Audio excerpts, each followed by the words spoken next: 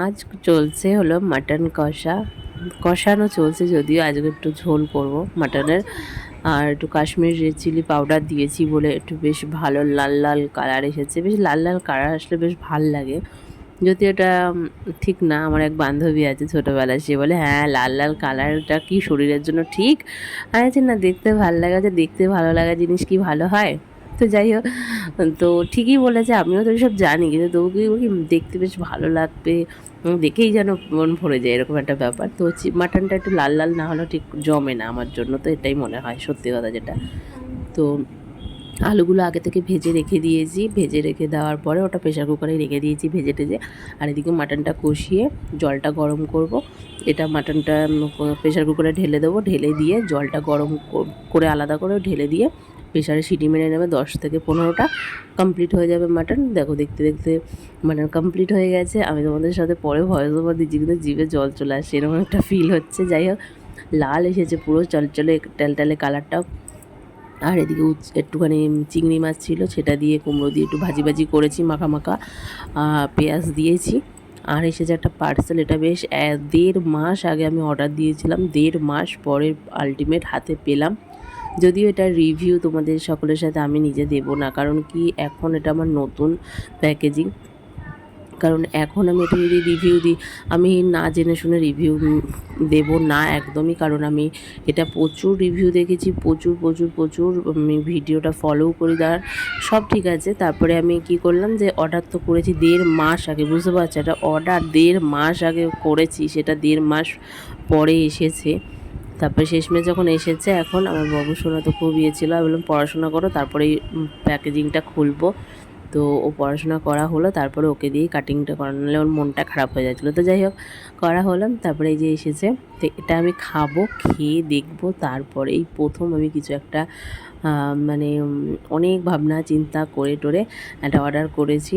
অ্যামাউন্টটা অতটাই 100-200 টাকার নয়, হাজার হাজার হাজার টাকা, হাজার হাজার হাজার হাজার টাকার, মানে 100-200 টাকা তো না, 1000 টাকারও ব্যাপার না, 1000 টাকার ওপরে, হাজার হাজার টাকা, মানে বুঝে নাও।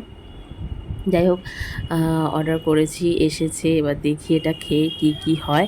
আর রেজাল্ট যদি পজিটিভ আসে অবশ্যই তোমাদেরকে সাজেস্ট করব, তার আগে নয়, আমি নিজে আগে খেয়ে নিই, এই প্রথমবার খাবো। যদিও এর রিভিউটা এত ভালো পেয়েছি, দেখেছি, তার জন্য আমার এবার এটার প্রতি ভীষণভাবে মানে বিশ্বাস হলো।